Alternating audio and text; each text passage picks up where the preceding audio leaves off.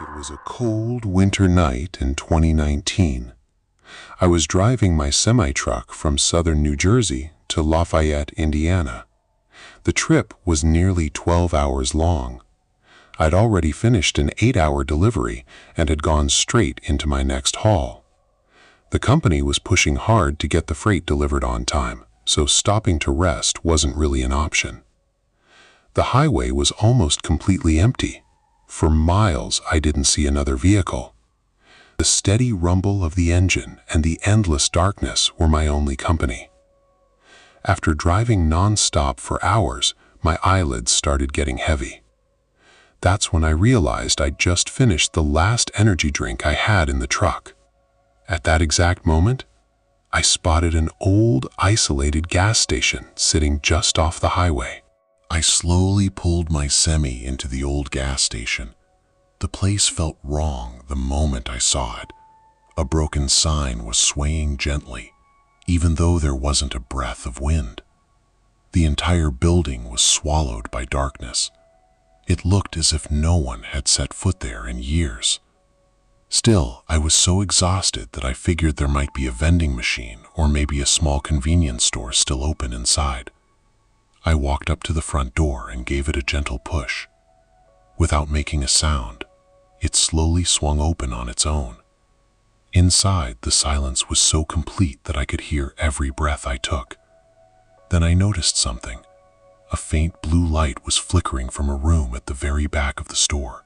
I slowly made my way toward the room with the blue light. The door was half open, and inside stood an old refrigerator glowing by itself. The strange thing was, the entire building had no electricity, yet that one appliance was still running. With trembling hands, I opened the refrigerator door. It was completely empty. No shelves, no bottles, no food. It looked as if someone had stripped it bare. Then, clang. A loud metallic sound echoed from the main hall behind me, like something heavy had fallen onto the floor. My heart started pounding violently. I spun around immediately. There was no one there. No movement. Nothing. And yet, I knew it with absolute certainty. I was no longer alone in that abandoned building. I didn't waste another second.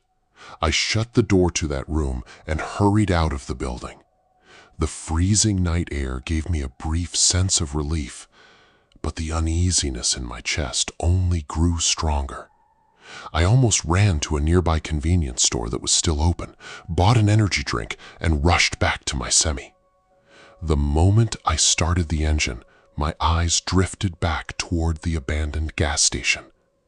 My blood ran cold. The door I had closed with my own hands was wide open again. Inside, that same blue light was glowing even brighter than before. It was almost as if something wanted me to come back. I didn't hesitate. I put the truck in gear and drove onto the highway with ever looking back. For nearly 20 minutes, I kept driving down the highway without stopping. The energy drink was finally starting to kick in, but my mind kept drifting back to that abandoned gas station. Then I glanced at my rearview mirror. The heavy curtain behind the cab was slowly moving. At first, I figured it was just the truck bouncing over the road, but then the curtain started bulging outward, as if someone were standing behind it. My breath caught in my throat. The air conditioner was off. There wasn't enough airflow to make that curtain move. And yet, it kept swaying. In that dark space behind me, I suddenly knew I wasn't the only one inside the truck anymore. My hands locked onto the steering wheel. I didn't have the courage to turn around. Keeping my eyes fixed on the rearview mirror, I watched every movement of the curtain. Then I caught a glimpse of something beneath it. A pair of dirty, worn-out feet. A wave of ice shot through my entire body. There was no doubt anymore. Someone was hiding in the back of my truck. Trying not to show any sign of panic, I quietly picked up my phone and entered the route to the nearest police station into my GPS. Every minute felt like an hour. Then, the curtains slowly began to part, and from the darkness behind it, a pair of glowing eyes stared directly at me. My heart was pounding so hard that it almost drowned out the roar of the engine. I knew one thing. If I showed even the slightest sign of panic, whoever was hiding behind me could attack at any moment.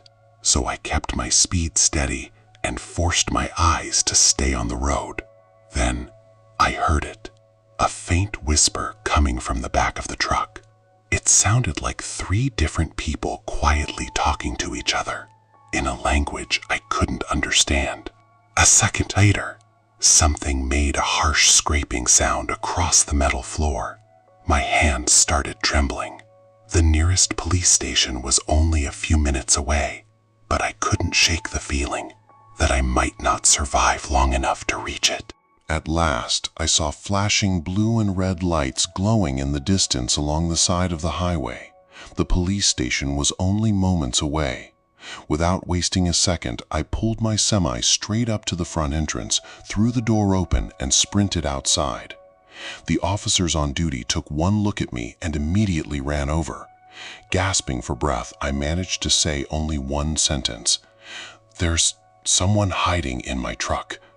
Within seconds, several officers had drawn their weapons and surrounded the truck from every side. I couldn't take my eyes off the rear doors. Then, a slow, deliberate sound echoed from inside. Footsteps. Someone was walking toward the back. The entire scene fell into complete silence. One of the officers cautiously unlocked the trailer's rear doors. The moment they swung open, powerful flashlight beams flooded the darkness inside. Everyone froze. From the far corner of the trailer, not one, but 3 figures slowly stepped into the light. 2 men and 1 woman.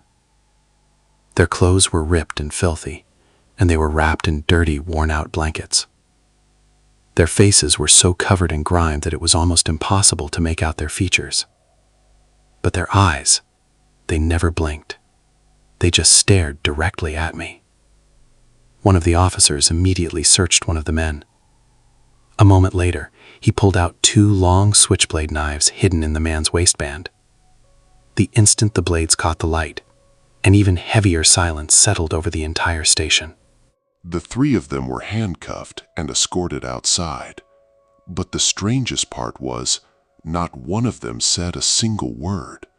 No explanations, no resistance, no fear. They just kept staring at me, as if whatever they had intended to do was still reflected in their eyes. The officers questioned them over and over. How did they get into my trailer? What were they planning? But none of them uttered a single word. Meanwhile, another officer searched the back of my trailer. Inside, they found a pile of filthy blankets, some half-eaten dried food, several empty water bottles, and a rusted iron rod. It was obvious. They hadn't just climbed in moments earlier. They had been hiding inside my truck for quite some time. The questioning went on for hours, but the police never got a single answer from the 3 of them. They had no IDs, no cell phones. They wouldn't even tell the officers their names. Eventually, I was cleared to leave, but my mind kept going back to that abandoned gas station. A few days later, I decided to look into its history. What I found sent chills down my spine. The old gas station had been shut down years earlier under mysterious circumstances. Locals claimed that strange blue lights could still be seen there after dark, and almost everyone who had entered the building described the same unsettling feeling, as if something invisible had followed them back out. That's when I realized maybe everything that happened that night wasn't just a coincidence after all. Years have passed since that night, but even now, whenever I'm driving my truck down a lonely highway after dark, I catch myself checking the rearview mirror every few minutes. The police never told me what eventually happened to those 3 people. As far as I know, they never found any records identifying them. But the most terrifying part came months later. Investigators reviewed footage from an old security camera near that abandoned gas station. It had recorded the exact night everything happened. The video showed only one thing: my truck pulling into the station. There were no people, no other vehicles, and no footage of anyone climbing into my trailer.